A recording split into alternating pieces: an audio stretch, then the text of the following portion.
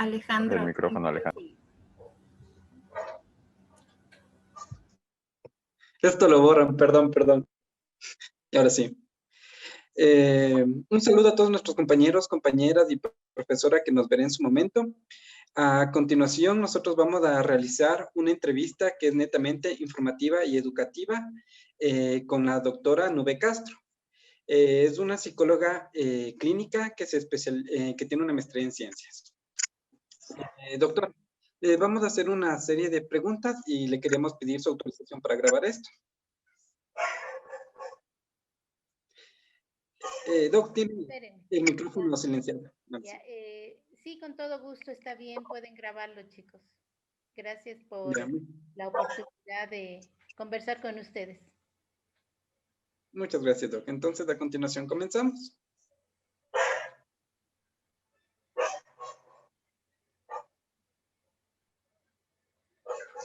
Listo, perdón, creo que a todos nos está pasando esto.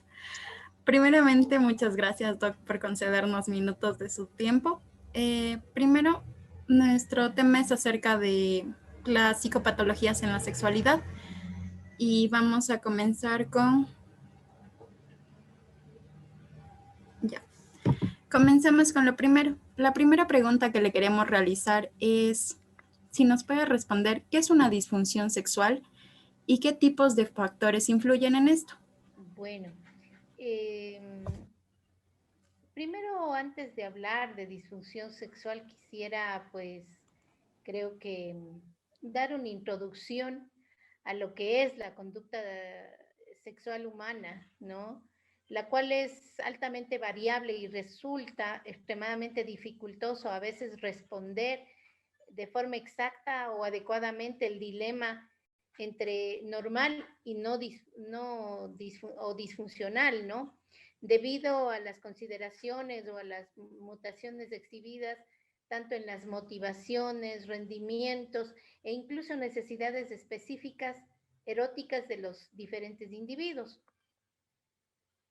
Las propias dimensiones de la personalidad nos permiten ver las diferencias individuales de los sujetos que como inician tempranamente pues sus piruetas sexuales o son más inconstantes ante las diferentes opciones sexuales que se presentan en las diferentes etapas de la vida, mientras que otros son menos precoces y más parsimoniosos ante las novedades que se les ofrece.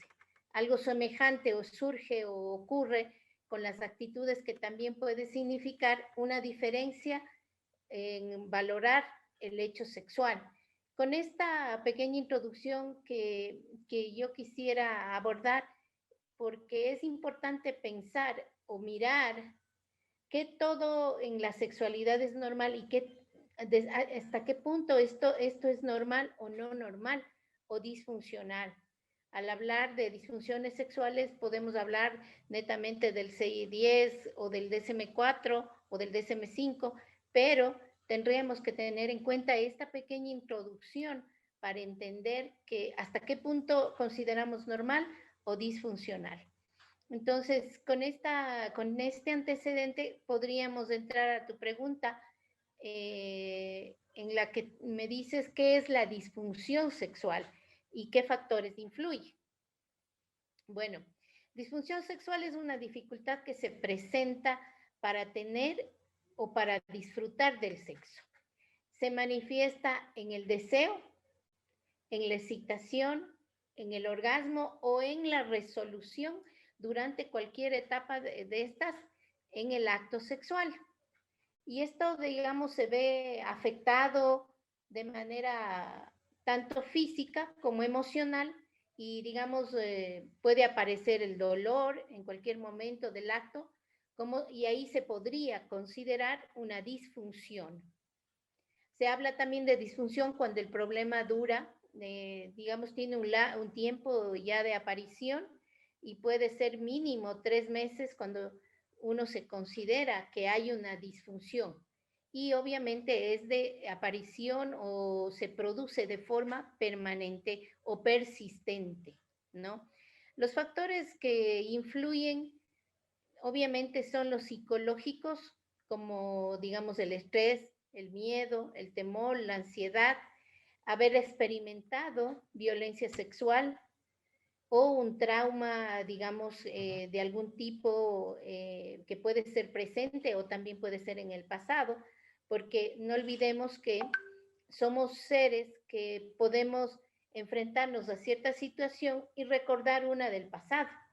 Entonces, pueden ser los factores psicológicos, pero también pueden ser fisiológicos, por accidentes, por enfermedades, como el cáncer, la diabetes, problemas del corazón, esclerosis múltiple y otras que pueden, digamos que yo creo que son muchas las que pueden influenciar, les digo las más quizás eh, comunes, pero hay muchas que pueden influenciar.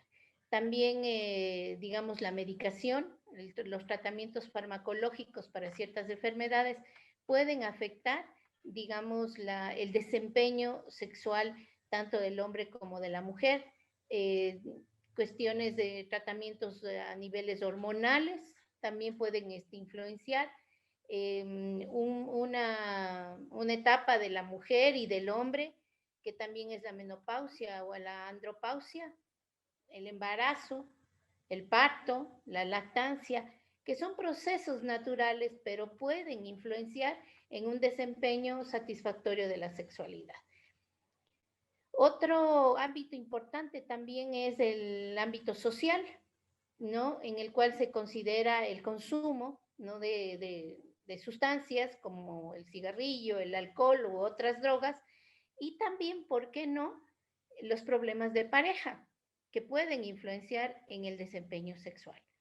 No olvidemos que somos seres que tenemos varias dimensiones emocionales, psicológicas, biológicas, sociales e inclusive espirituales. ¿Por qué? Porque digamos en la práctica, inclusive la religión nos puede limitar a ciertas prácticas. Entonces, hablemos de todos estos factores que formamos parte y somos una individual, o sea, somos una unidad, como podríamos decir, ¿no? Entonces, esto podría decirles un poco contestando la pregunta que me están haciendo. Listo. Buenas noches, doctora. Para continuar tenemos, ¿con qué frecuencia o en quiénes usted piensa que es más frecuente que tenga aparición las disfunciones sexuales? Bueno, yo creo que ha evolucionado mucho esto de la frecuencia, si es en el hombre o en la mujer. Si tú me preguntas, hace 20 años era más frecuente en la mujer que en el hombre, pero por un simple, digamos, por un simple mecanismo de que el hombre no avisaba que tenía eyaculación precoz, eyaculación tardía, o etcétera, ¿no? Y la mujer, en cambio, la callaba por vergüenza y también era suplantada o puesta a la sexualidad, el placer sexual en segundo plano.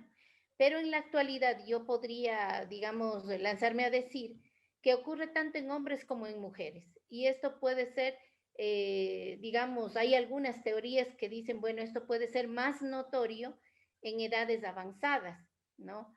Aunque creo que si nosotros mantenemos una vida sana a todo nivel, alimentaria, de actividad física y todo, pues podemos tener toda la vida hasta cuando tengamos nuestros años avanzados, una vida sexual muy satisfactoria y obviamente sana, ¿no?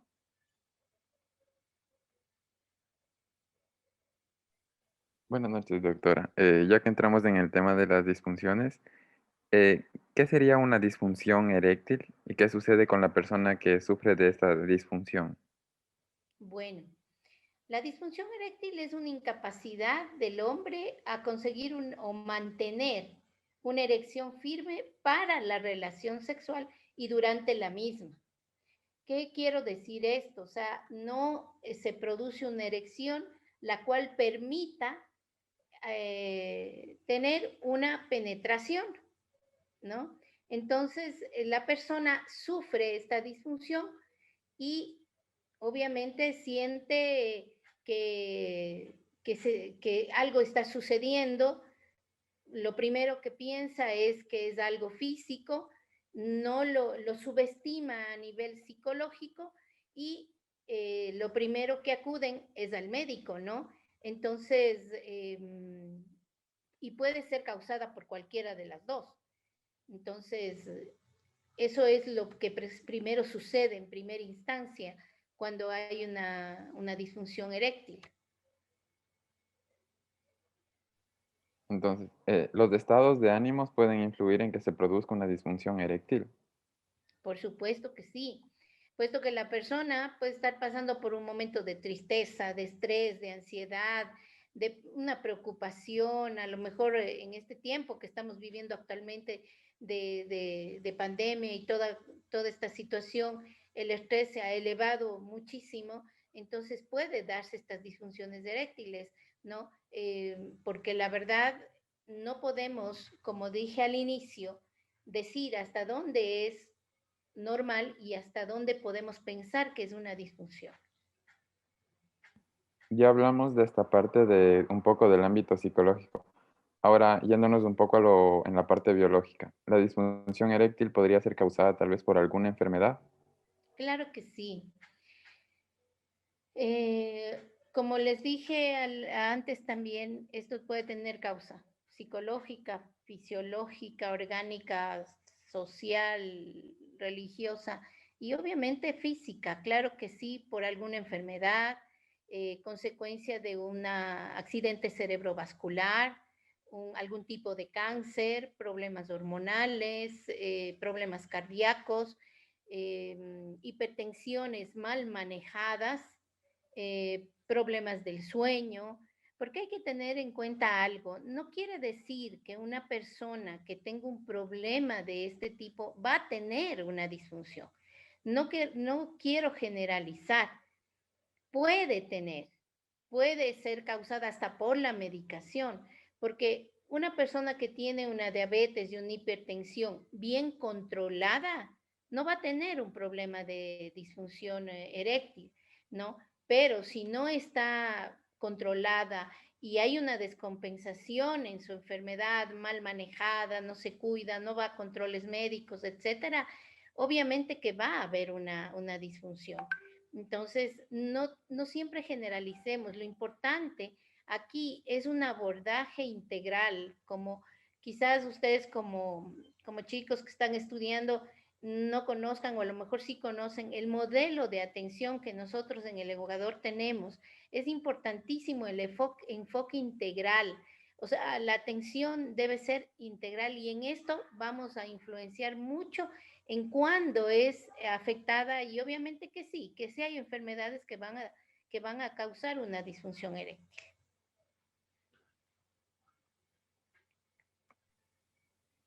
Otra vez, buenas noches, Doc. Buenas.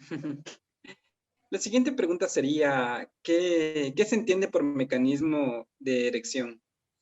Ok. Bueno, el mecanismo de erección se presenta cuando se inicia la estimulación. La parte aquella que hablamos de el juego sexual.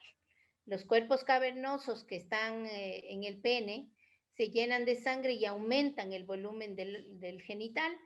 Su longitud también obviamente se modifica, tanto en diámetro, y esto va generando, digamos, una resistencia al plazo del flujo y así, digamos, las venas son comprimidas y se bloquea la salida de la sangre y esto, digamos, hace que el órgano se vuelva turgente, ¿ya? Entonces, eso hace que se pueda, digamos, tener un genital óptimo para una relación sexual. Ya, y dentro de este mismo, bueno, gracias por la explicación. Y dentro de esta misma explicación de cómo funciona el mecanismo de erección, ¿cómo es este mismo mecanismo cuando el hombre tiene una disfunción eréctil? Ya. Lo ¿Y primero cómo hay que sería el descartar. tratamiento? Ay, perdón. Dime, ¿Y cómo Alejandro. sería el tratamiento? ¿Y cómo sería el tratamiento para este mismo problema? Ok. Bueno, ¿cuál es digamos, el mecanismo de la erección cuando falla, ¿no es cierto? Ya hablamos de qué sucede cuando se da. Entonces, lo primero hay que descartar en la parte física, ¿no? Cuando un paciente llega donde ti como psicólogo porque le recomendaron y le dijeron, mira, esto te está pasando, mejor anda al psicólogo porque a lo mejor está en tu cabeza, entonces lo primero que tenemos que hacer es trabajar en equipo y mandar al médico para descartar una causa física. En el caso de medicamentos que pueden, digamos, tratar, pueden ser varios, ¿no? Que ustedes pueden conocer en el mercado, hay muchos nombres y todo, y el más conocido es el Viagra y otros más. Esto hace que se revierta, digamos, la disfunción eréctil y mejore los efectos del óxido nítrico, que es una sustancia química natural que produce nuestro cuerpo y relaja los músculos del pene. Entonces esto se inhibe y se produce, digamos, una erección correcta para una relación sexual. Esto también hace que aumente la irrigación sanguínea y permite que se logre la erección ante la estimulación sexual. Si un psicólogo, lo primero que debe hacer es identificar los factores estresantes, ¿no? Que pueden estar bloqueando o frenando este proceso erectivo, ¿no? Muchas de las veces, obviamente, como les digo, el tratamiento integral. Si tú no ves que hay un factor estresante, que no hay un factor que esté influenciando en su desempeño, descartar algo físico primero. Como en otras patologías que tienen también su origen orgánico, ¿no? Descartar aquello. Descartas y ahí el tratamiento psicológico. Pero obviamente muchos pacientes, cuando ya la situación es orgánica, el Viagra y otros medicamentos son los que se utilizan, ¿no? Hay varios como, el Tadalafil, el Avanafil, que son, digamos, sustancias que van a ayudar a mejorar los efectos del óxido nítrico, que es el que, digamos, está interviniendo en esta dificultad eréctil que tiene, digamos, el varón durante su acto sexual. Buenas noches, doctor, otra vez. Entendemos, o sea, estamos hablando de la impotencia biológica, ¿no? Pero hablamos un poco de la impotencia a la psicógena, ¿no? Que es cuando el hombre centra su atención en obtener o mantener la erección y lo único que con esto consigue es que frena su proceso erectivo. En este caso, como es un ámbito un poco psicológico, ¿cómo podríamos ayudar a esa persona a que pueda conseguir la erección sin que presente dicho problema? Bueno, primero como psicólogos tenemos que identificar factores estresores, ¿no? Que impidan la erección, ¿no? O sea, netamente, cómo es su conducta, cómo es su proceso, cuál es el primer, digamos, paso que hay durante la relación sexual, es el juego sexual, ¿no es cierto? En esa etapa, ¿qué es lo que está sucediendo? ¿Cómo se da? Y de esta manera vamos, digamos, identificando cuáles son los factores que estresan, cuáles son las ideas a veces quizás intrusivas que están apareciendo durante este tiempo. Porque muchas de las veces puede suceder que el individuo empieza su juego sexual y tiene una idea intrusiva que interrumpe ese proceso de fluir durante la relación sexual. Entonces, hay que ir mirando toda esta conducta, este proceso que el individuo sigue para, digamos, ir educando o, digamos, realizando, digamos, actividades para que recupere su vida sexual normal. Pero es primero identificar esos factores estresores y que los identifiquen, o sea, no tú, sino más, o sea, tú los vas a identificar, pero él tiene que concientizar esos factores estresores, ¿no? El momento que yo identifico los factores estresores, la resolución del problema muchas veces se puede ir dando de mejor manera, ¿no? Disculpe la molestia. No, está bien, gracias. Solo una preguntita nomás. Ya está grabando, ¿verdad? Creo que sí, están grabando. Ya. Si no, luego hay problemas. Ahora sí. Si la impotencia psicógena podría darse de forma permanente. Obviamente que si es que la impotencia psicógena no es tratada y abordada, va a ser de largo plazo y no podría, yo creo que ser tan pesimista de ser permanente, ¿no? Pero si no es tratada, abordada de una forma, digamos, abierta y amplia, puede durar mucho tiempo y puede ser muy frustrante para el individuo, puede ser muy difícil su vida y puede entrar en estados de ansiedad, de depresión, desencadenar otras patologías psicológicas o mentales, ¿no? Porque, diga, no ser ciegos de que la vida sexual del ser humano está intrínseca en nosotros y es un eje importante en la vida, más en una sociedad en la que el hombre pues mide hasta su hombría en esto de la vida sexual. Entonces, sí es, digamos, importante abordarla y no me lanzaría a pensar que sería permanente, pero sí puede durar mucho tiempo hasta que busquen ayuda, ¿no?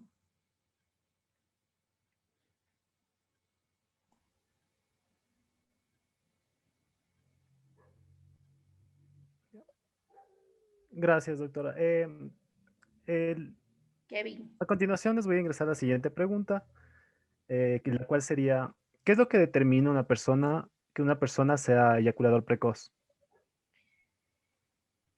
Bueno, yo creo que determinar algo específico, no. ¿Qué causa? Que no deben ser relacionados netamente con una enfermedad subyacente, ya le hablamos, sino esto depende de una variación individual o la falta de experiencia también sexual, un patrón persistente o recurrente en la que la eyaculación producida durante la actividad sexual en pareja sucede, digamos, aproximadamente en un minuto siguiente a la penetración en la vagina y antes de lo que desee el individuo, que es lo que se considera la eyaculación precoz, ¿no? No, digamos, aquí dentro de este ámbito de eyaculación precoz, no podemos hablar de aquellos individuos que practican el coitus interruptus, por ejemplo, que es el eyacular, digamos, sin llegar a la penetración o digamos durante hay una interrupción.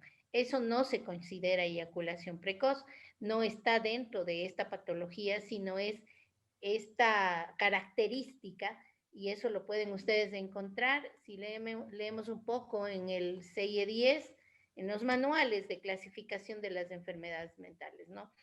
Que se considera eyaculación precoz cuando ha penetrado el genital masculino, un minuto en el genital femenino y, digamos, tiene una eyaculación.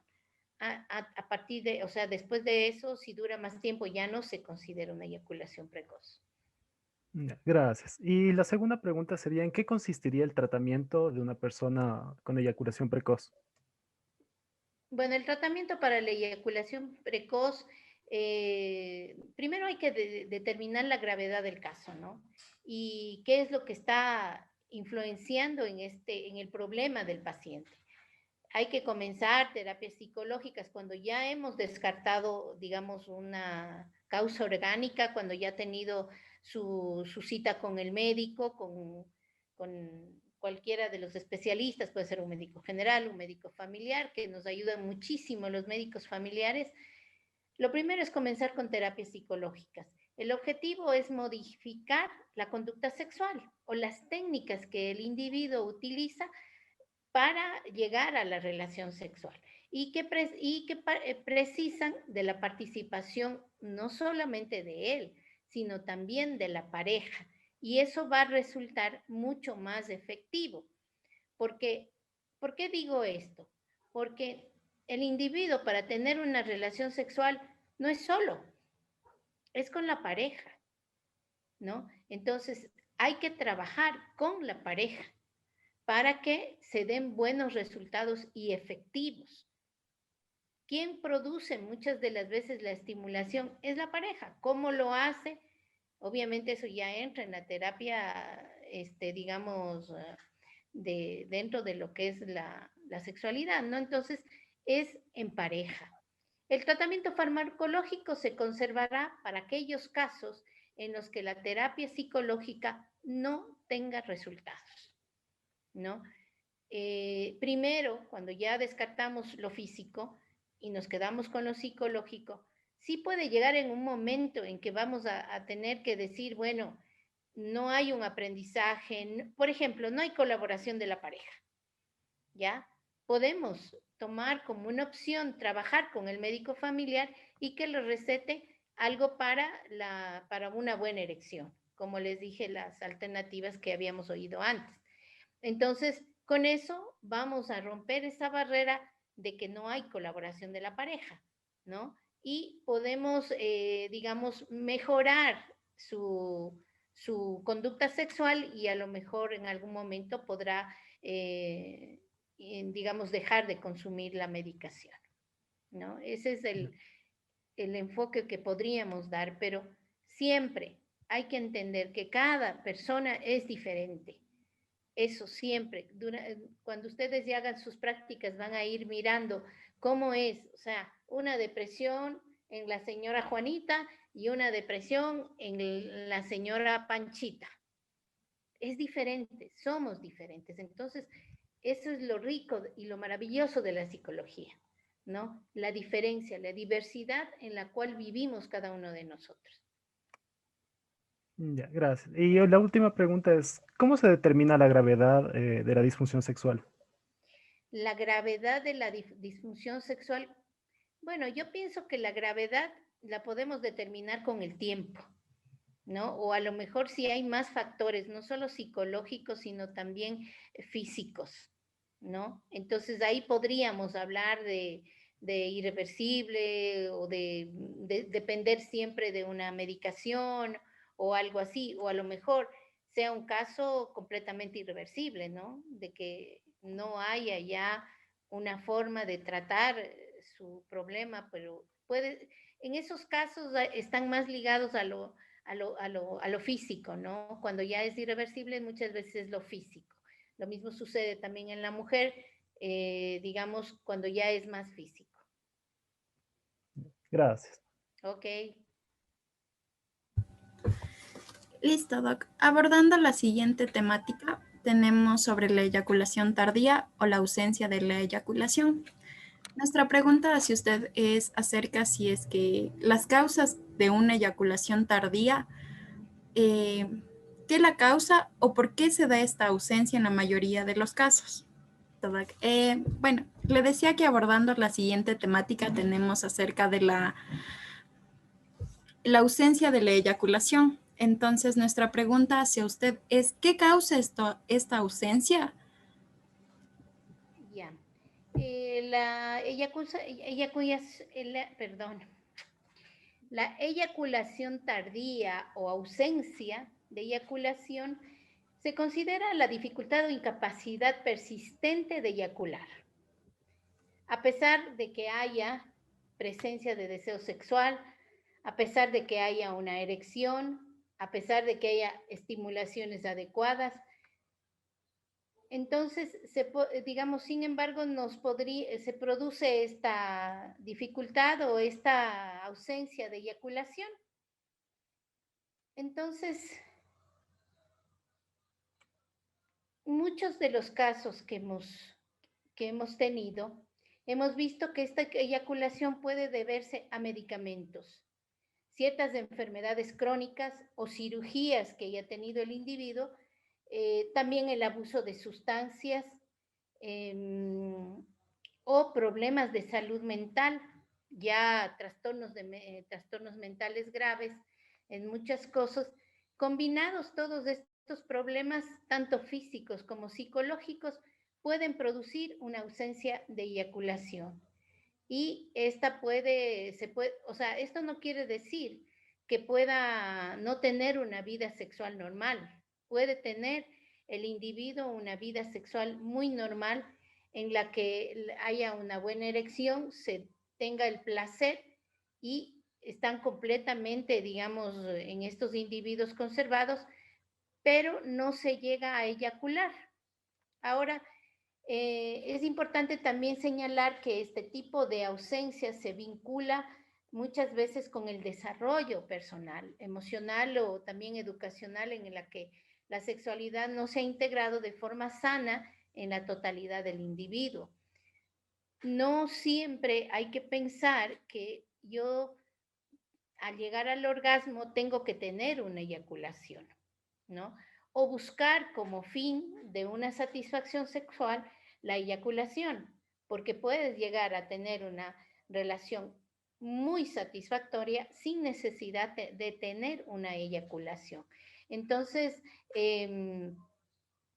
no es necesario precisamente tener una eyaculación para tener una vida sexual sana. Listo, Doc. Continuando, tenemos existen dos tipos de eyaculación. ¿Usted cuál cree que es más frecuente o sucede en los hombres mayormente? ¿Cuáles tipos de eyaculación? ¿La ausencia o la precoz? Me estás hablando de las dos. Sí, me refiero a que, ¿cuál cree usted que tiene mayor frecuencia en el hombre? Bueno, O... ok. Sí, exacto, eso mismo. Sí, ya entendí. Con respecto a la eyaculación precoz o a la eyaculación tardía, ¿cuál se considera que es más frecuente? Yo pienso que hay y he visto más casos un poco de eyaculación tardía, ¿no? No digo que no haya eyaculación precoz, pero he visto más casos. ¿Podría yo hablar de la práctica un poco en el campo? Es de eyaculación tardía, que realmente manejada de buena manera no tiene repercusiones, digamos, importantes en el individuo. Listo. Nos habló de las percusiones o las consecuencias que puede haber en el individuo. ¿Nos puede mencionar de estas cuáles serían las psicológicas? Ok. Una que es importantísima en el hombre, ¿no? Que es la autoestima. Se siente que pierde cierto valor de hombría el tener una eyaculación precoz, por ejemplo, produce estrés, ansiedad, temor, y llegan a incluso a tener miedo de tener una relación sexual porque sienten que no hay un buen rendimiento y por ende obviamente no pueden producir placer a la pareja, ¿no? Entonces, de esa manera psicológicamente se ven afectados, ¿no? Son niveles de estrés, de ansiedad, depresión, autoestima, que van a afectar al individuo si es que hay una de estas, más que nada la eyaculación precoz o la disfunción eréctil, que sería un poco más. De ahí la eyaculación tardía no tiene tanta repercusión. Entiendo, Doc. Muchas gracias. A continuación, mi compañera.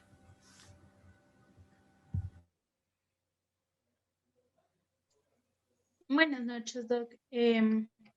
Muchas gracias por habernos ayudado a contestar las preguntas sobre las disfunciones sexuales masculinas. Yo ahorita tengo una serie de preguntas sobre la disfunción sexual femenina. En este caso es sobre la anorgasmia. ¿Qué es la anorgasmia? Ok, ¿qué es la anorgasmia? Obviamente, con el prefijo y la palabra, ausencia de orgasmo, ¿no? Se cree que 1 de cada 10 mujeres no ha tenido un orgasmo en su vida y más del 90% de los casos están asociados a problemas psicológicos. Estos son datos actuales, porque puedo hablar un poco de una trayectoria de la anorgasmia en la mujer, ¿no? Si hablamos 10, 15 años atrás, los porcentajes eran completamente al contrario. 10 de cada mujer, 9 de cada 10 mujeres no habían tenido un orgasmo en su vida. La evolución, el cambio que se ha dado a través del tiempo, la educación que hemos recibido, la ruptura de todos los tabúes que hemos tenido en las familias y en las culturas, ha llegado a esta conclusión de que en los actuales, digamos, informes o estudios que hay, se cree que 1 de cada 10 mujeres no ha tenido un orgasmo en su vida. Entonces, eso es importantísimo para una realidad que era, digamos, hace muy pocos años. Y generalmente están asociados a problemas psicológicos. No puedo descartar que puede haber un problema físico posterior a una cirugía, pero la mayoría o quizás un porcentaje bastante alto son psicológicos. Muchas gracias. La siguiente pregunta es, ¿qué causa la anorgasmia? ¿Qué causa ¿Qué causas existen? ¿Mande? No te escuché. Digo, ¿qué causa la anorgasmia? Ok. Como te acabo de decir, la causa más frecuente es la psicológica, ¿no? Desde, digamos, su aparición afecta directamente, digamos, a la mujer en el sentido de que no hay un buen manejo. La sexualidad o el acto sexual es el arte de amar. Y si una relación sexual no es, digamos, realizada como si fuera una obra de arte, no hay una buena estimulación, no hay un tiempo debido para, digamos, un juego sexual, estimulación, excitación, ¿no es cierto? Entonces no va a haber un llegar a un orgasmo, ¿no es cierto? Entonces es todo ese proceso que seguimos para llegar digamos, al orgasmo.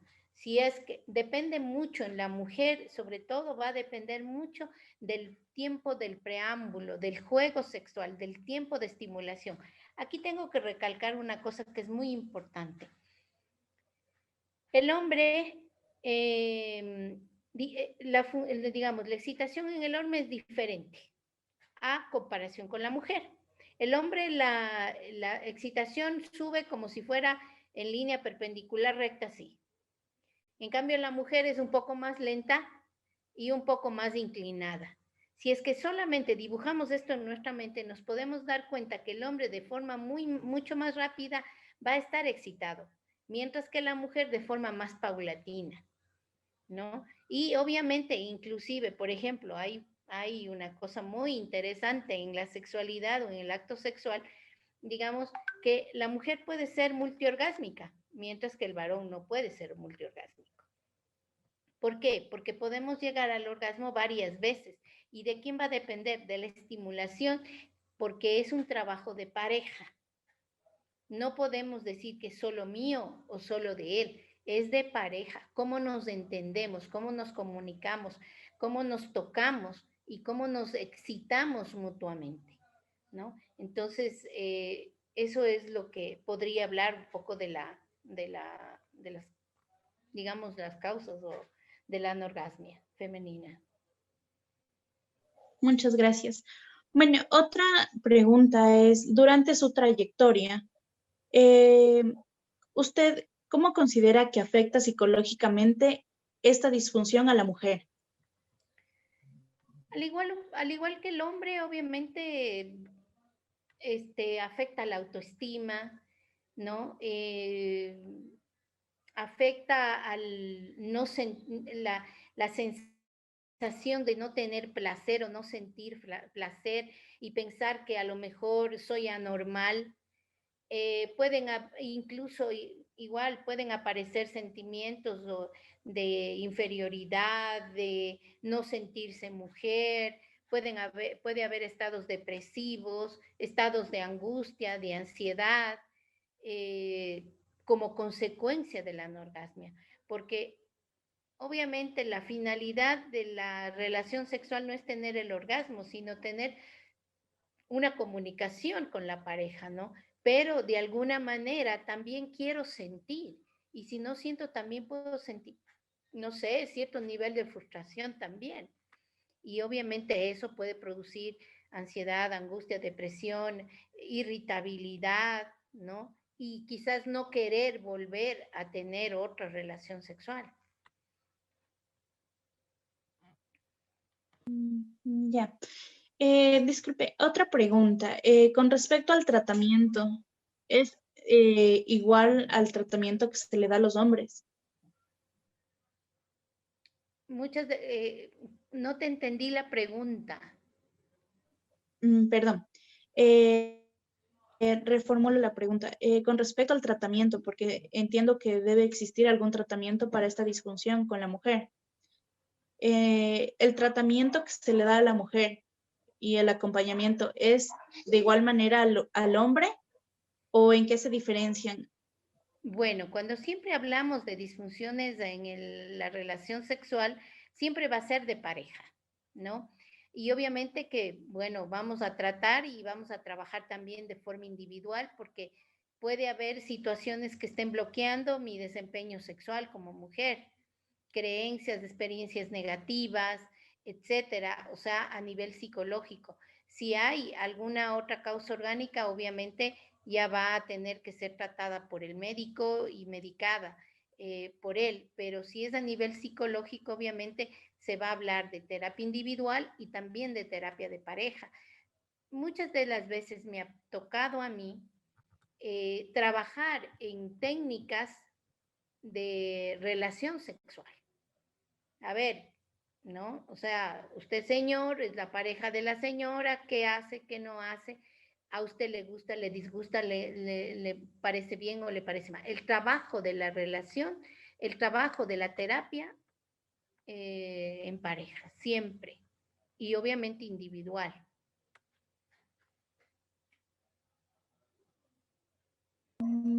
Ya. Bueno, nosotros tenemos en cuenta que la anorgasmia, bueno, existe en varios tipos, como nos enseñaron en la clase, que existe la anorgasmia primaria, secundaria y la situacional. Nos decía que la anorgasmia primaria era la cual la mujer nunca había tenido un orgasmo. La secundaria era la que tuvo orgasmos normalmente, pero secuencialmente los fue perdiendo. Mientras que la anorgasmia situacional decía que tenían el orgasmo dependiendo de qué maniobras utilizaba para llegar al orgasmo, que no siempre era con el coito, sino que, por ejemplo, tenía que masturbarse. Entonces, la pregunta aquí es, ¿cuál es más frecuente que se dé en la mujer pues, con respecto a cómo usted ha, o sea, durante su trayectoria, ¿cuál usted cree que es más frecuente que se dé en la mujer? Bueno, yo pienso que la que, obviamente, dependiendo mucho de la práctica y la población donde yo he tenido experiencia, las más frecuentes ha sido la secundaria, porque obviamente se deja de tener orgasmos, pero también hay situaciones en las que ha sido situacional, ¿no? Entonces, frente a alguna situación, estamos en alguna situación de estrés y obviamente no hay un orgasmo, hay una incomodidad, etcétera. Y obviamente una secundaria por igual causas emocionales, psicológicas, de atracción hacia su pareja, dependiendo mucho de todo el proceso que lleva a una relación sexual. Esas son las más frecuentes, porque la primaria, obviamente, no la he visto más que si es que en todos los años que soy psicóloga, una o dos veces no la he visto más. Las otras dos, la situacional y la secundaria, son las más frecuentes que he visto yo.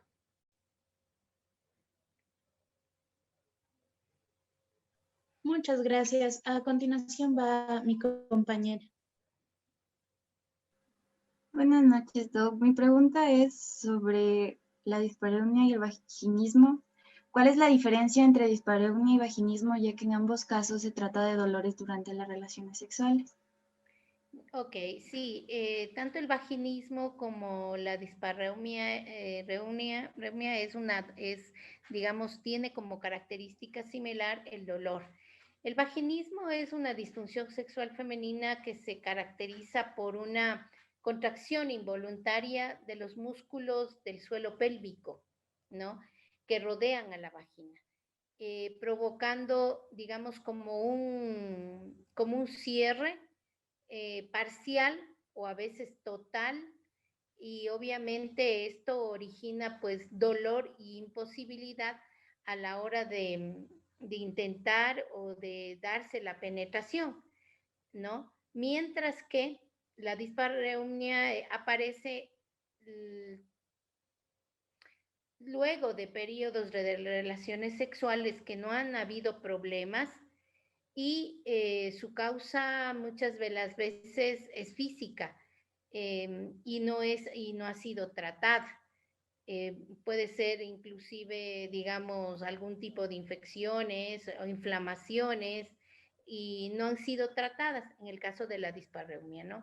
Entonces esto hace que haya mucho dolor, pero se dé el tratamiento adecuado y obviamente desaparece.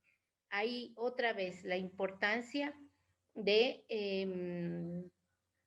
digamos, el trabajo integral con el médico, ¿no?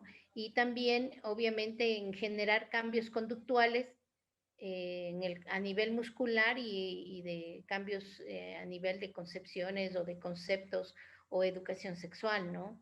Eso es muy importante. ¿Y cuáles son las consecuencias que provoca la dispareunia y el vaginismo en la mujer? ¿Y con qué frecuencia se va presentando? Ya, en ambos casos siempre va a haber ansiedad. Siempre se produce ansiedad, siempre la mujer llega nerviosa, con vergüenza, ansiosa, inclusive depresiva, con una baja autoestima, con un bajo concepto de sí misma como mujer. El vaginismo es poco frecuente. Se considera inclusive menos del 2% que aparece. Y en cambio, en el caso de la dispareunia, varía entre el 1 al 41%, dependiendo, esto aumenta un poco con la edad y obviamente pues es más frecuente este.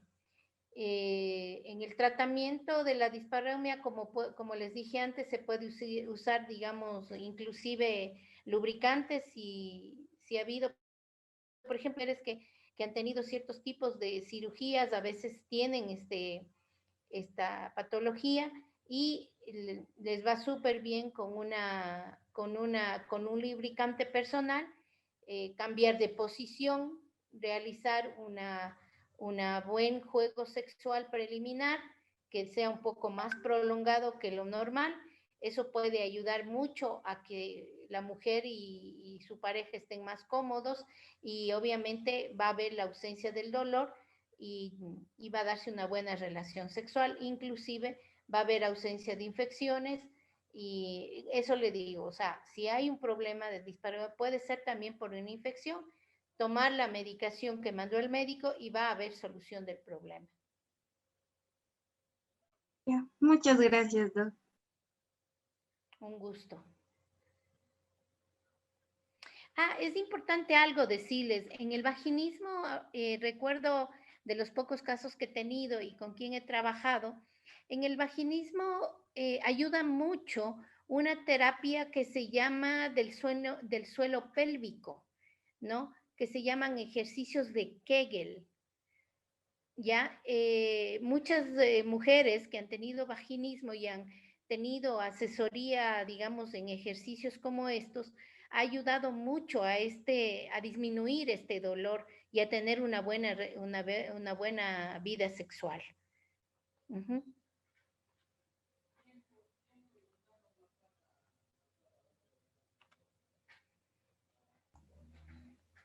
Ya. Algo más. Ya, muchas gracias, Doc. Otra pregunta tal vez. ¿Cuál sería la importancia de llevar una vida sexual saludable?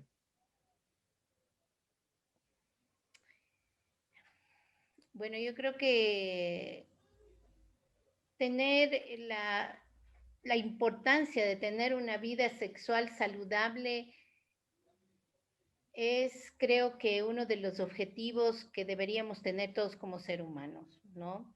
Darle importancia de vida y sobre todo basarse en algo súper importante que yo creo que durante muchos años se ha venido luchando y se ha venido trabajando sobre esto para que ya haya esas disminuciones en los porcentajes que hemos hablado un poquito antes, como es la información sobre la sexualidad, que debe centrarse en combatir algunas creencias erróneas, mitos que a veces están muy arraigados en nuestra cultura.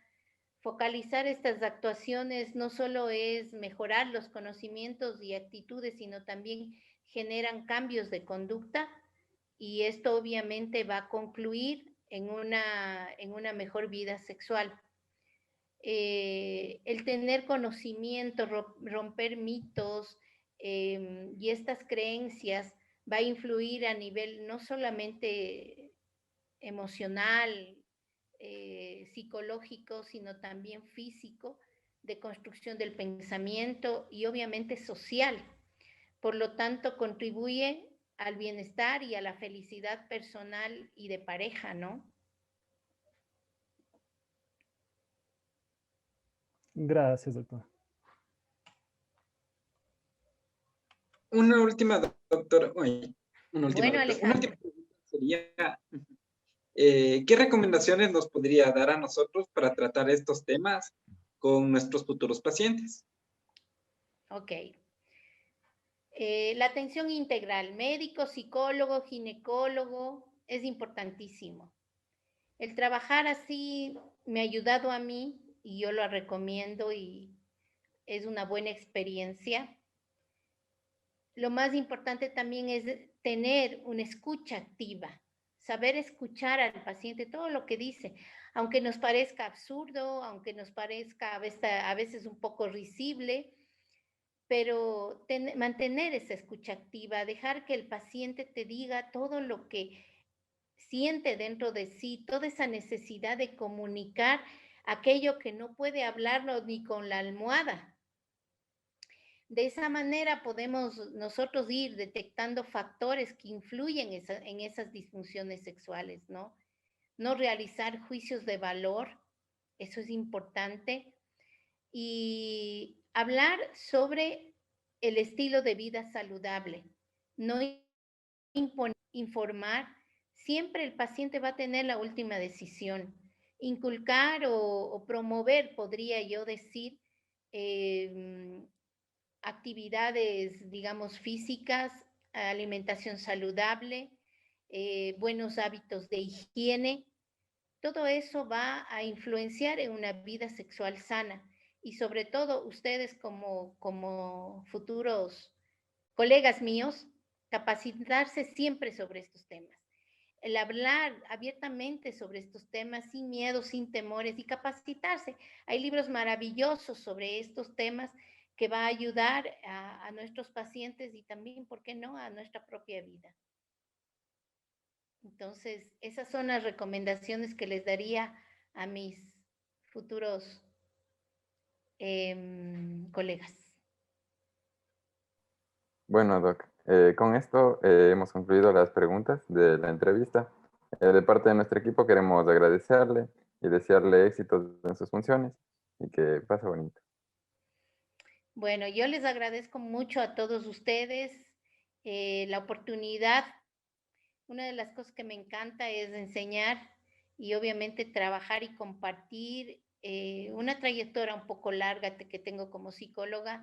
Y lo más lindo es eso, compartir con alguien que está siguiendo pues una profesión similar y, ¿por qué no?, aprender de ustedes también, porque yo también aprendo mucho de ustedes. Gracias por la oportunidad y siempre pues que pueda y me pueden llamar a conversar sobre temas de estos y de cualquier otro, encantada para compartir. Muchas gracias, Doc. Chicos, si alguien tiene algo que decir o podemos parar la grabación. Sí, si tiene alguien una inquietud, alguna pregunta que quedó por ahí un poco medio no tan clara, pues pueden preguntar. Yo creo que Ustedes son expertos en sí, Doc, revisar. antes de irnos, perdón, la costumbre. Habló de que existen buenos libros que nos puede recomendar. ¿Nos podría dar los iniciales o con los que podemos comenzar acerca de este tema? Bueno, primero que nada es importante como para ir trabajando en, por ejemplo, criterios diagnósticos y patologías, una psicopatología primero, ¿no? Cualquier psicopatología. Hay libros bien grandes y gordos. A mí no me importa mucho. Lo importante es que sean científicos, o sea, que tengan su aval científico.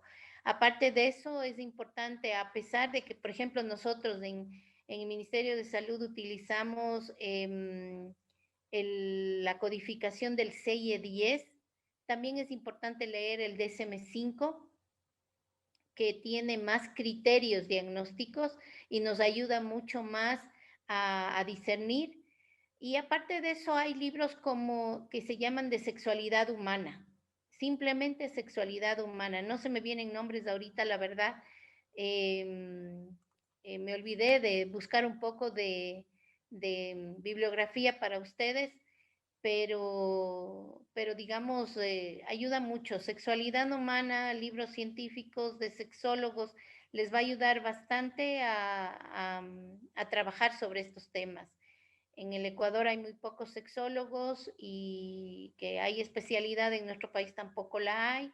Hay en otros países que están a lo mejor fronterizos con nosotros, no sé, pero eso puede ayudarles bastante. Muchas gracias, Doc. De parte de todos, muchas gracias.